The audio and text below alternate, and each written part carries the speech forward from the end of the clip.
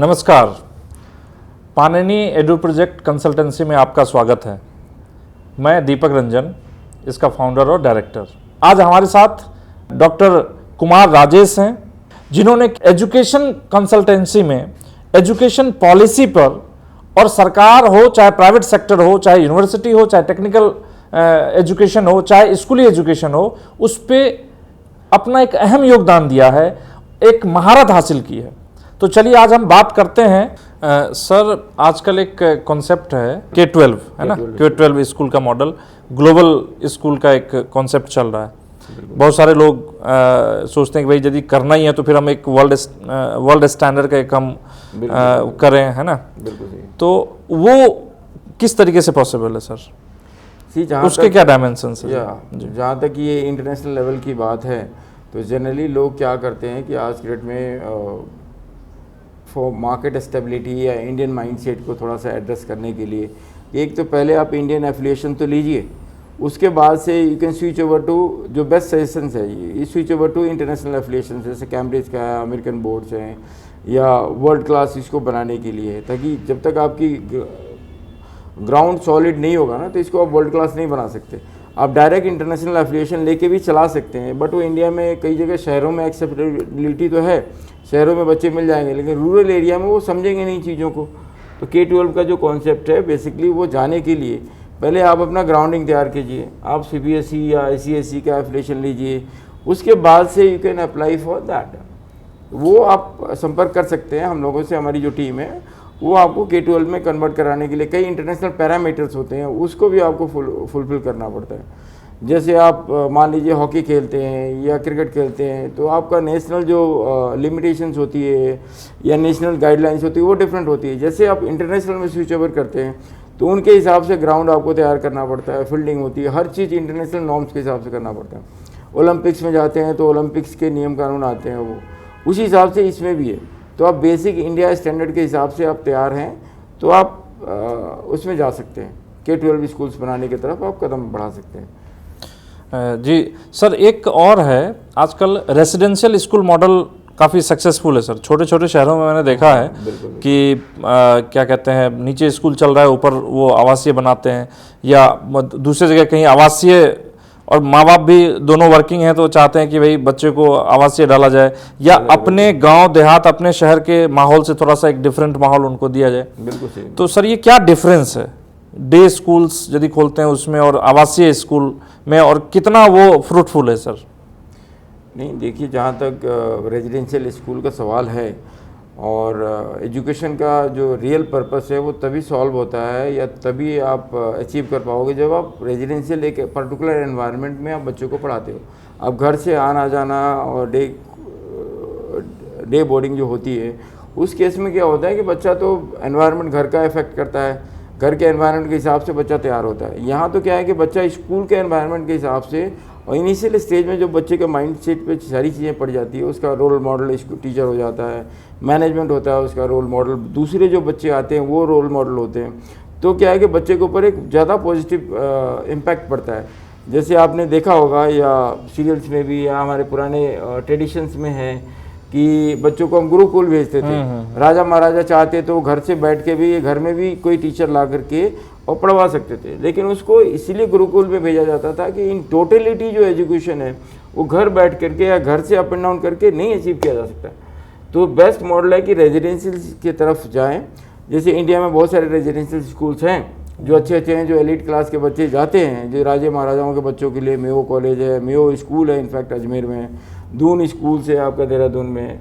उसी हिसाब से आपका कई रेजिडेंशियल स्कूल्स पहाड़ों में आप जाओगे, अब उत्तराखंड के पहाड़ों में या दार्जिलिंग में, जैसे सेंट जोसेफ स्कूल जहाँ से मैंने पढ़ाई किया है, या फिर सेंट पॉल्स हैं, वो सारे रेजिडेंशियल्स हैं। तो वहाँ जा कर के बच्चे जो हैं पढ़ते हैं एक अच्छे एनवायरनमेंट में, या पहाड़ों में एक पोल्यूशन फ्री माहौल होता है। पोल्यूशन फ्री में जब बच्चा रहता है तो उसको मेमोरी जो होती है उसकी बड़ी शार्प होती है, या उसका दिमाग ज़्यादा एक्टिव रहता है।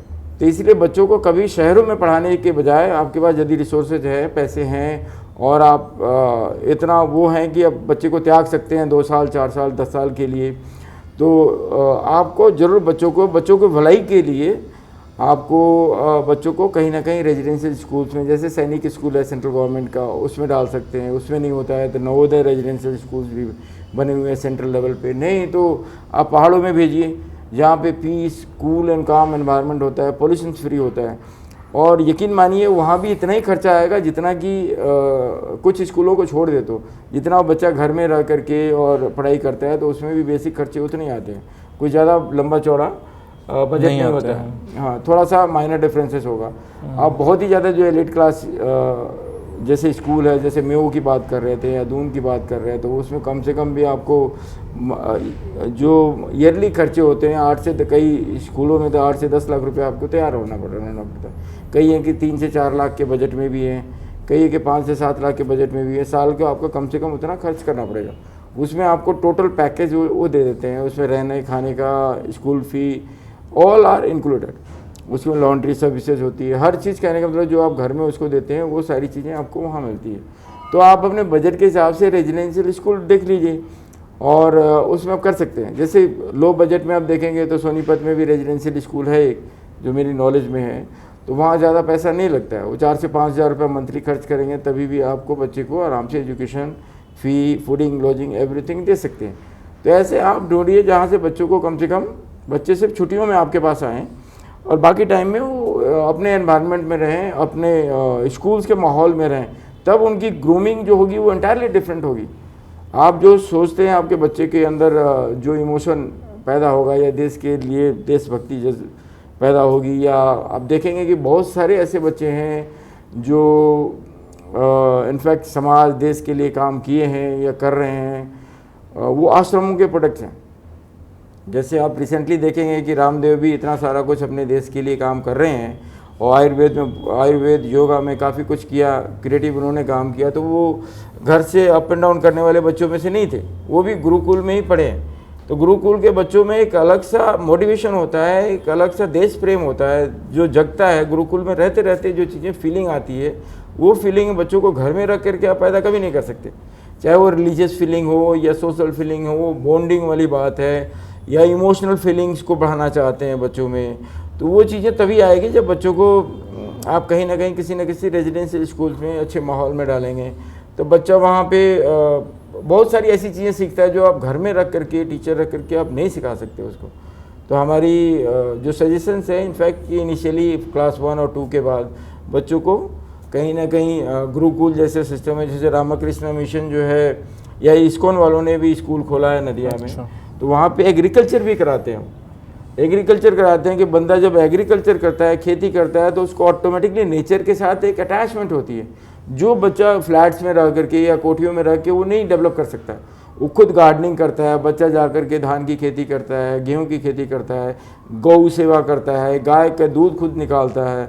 ये सारा काम करके जो उसके अंदर फीलिंग, इमोशंस, जो एनिमल्स के लिए जो इमोशंस होनी चाहिए या एक इंसान को दूसरे इंसान के लिए जो फीलिंग्स आनी चाहिए, जो नेचर उसको खुद ही सिखाता है। यदि वो गुरुकुल में है या रामकृष्ण मिशन में है या इस्कॉन्स के जो स्कूल खुल रहे हैं या बड़े वैदिक स्कूल्स भी खुले हुए हैं कई जगह, वहाँ अपने बच्चों को भेजें तो बच्चा आप देखेंगे कि एक बहुत अच्छा एक देशभक्त बन के निकलेगा। तो हमारी सजेशंस है जो करंट के पेरेंट्स हैं कि शहरों में रखने के बजाय, उसको अपने साथ रखने के बजाय आप कहीं ना कहीं रेजिडेंशियल स्कूल में डालिए, जिससे कि उसका भी भला होगा, आपका भी भला होगा। वो बच्चे जो होंगे आपके साथ इमोशनली जो साथ रहते हैं बच्चे, उनसे ज़्यादा अटैच रहेंगे और बुढ़ापा में आपकी ज़्यादा देखभाल भी करेंगे। तो ये एक हमारी सजेशंस है, आप चाहें तो इसको मान सकते हैं। बहुत बहुत बढ़िया सर, बहुत अच्छा आपने एक विस्तार से बताया। और क्या क्या आपने तो वो भी एग्जाम्पल दे करके दिखाया कि भाई किस तरीके से चीज़ें पहले भी हुआ करती थी और अभी भी उसके प्रोडक्ट जो हैं, उसके बाय प्रोडक्ट बहुत अच्छे हैं सर।